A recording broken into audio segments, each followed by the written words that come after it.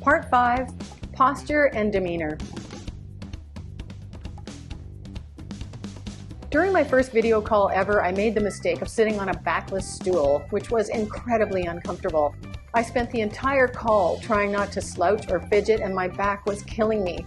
Now I use a chair that supports my back but isn't visually imposing. It's a kitchen chair as opposed to a big, high-backed, padded, ergonomic desk chair, which I find can look distracting, especially with a virtual background. If you're doing multiple video calls per day and are sitting at a desk and really need this relative comfort and back support that you wouldn't get from a low-profile chair, I get it. It might be a thought to really shake up your world and set up an adjustable workspace with a dual-mode sitting-standing desk.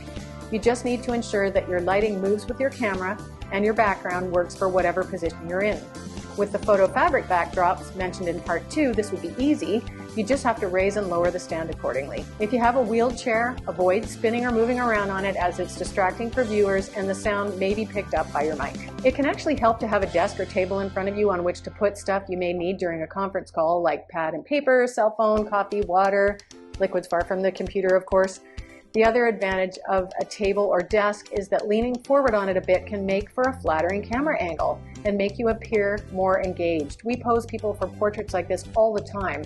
Neck slightly stretched forward, chin out just a bit, much more engaged and confident looking, and helps define the jawline.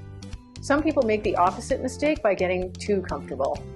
You should be comfortable enough that you can pay full attention to the call, but not so comfortable that you look noticeably overly casual. Sit reasonably, naturally still, don't fidget and don't play with your hair or stare at yourself. Stand if that works better for you, but again, make sure the camera and lighting is appropriately positioned. Don't look at your phone or whatever might be going on around you. I got the idea for this slide from seeing someone doing exactly this, watching TV during a conference. Pay attention as if you are in a one-on-one conversation with the person speaking, whether there are 2 or 20 of you. Don't eat or fiddle or do things you would never do in person. Conduct yourself as if you're sitting across from your fellow call participants in real life. As I mentioned previously, you need to be able to see your screen clearly, so be prepared. If you need reading glasses, have them with you. If you have to lean forward to see the chat entries, test the lighting so you're not getting your light source reflecting into your glasses if possible. It's also distracting if the screen is reflected prominently in your glasses, so all people can see is bright blue squares and not your eyes.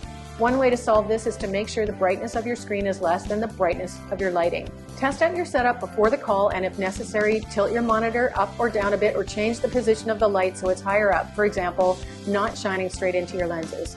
Sometimes you can also solve a reflection problem by just moving your face a bit, for example, tilting your head down slightly. It might be hard to remember to do at first, but once you get used to it, it will be worth it for people to be able to see your eyes unobstructed.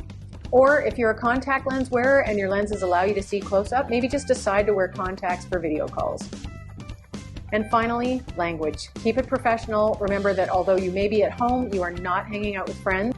Be positive, and as TV news anchor and YouTuber Dominique Saxa says, don't rant or curse. And one final tip, if you find it distracting seeing yourself on camera, or this just adds to your feeling of self-consciousness, you can easily turn off self-view, at least on Zoom. On some other platforms, the self-view window is very small by default, which helps. Just remember your viewers can still see you.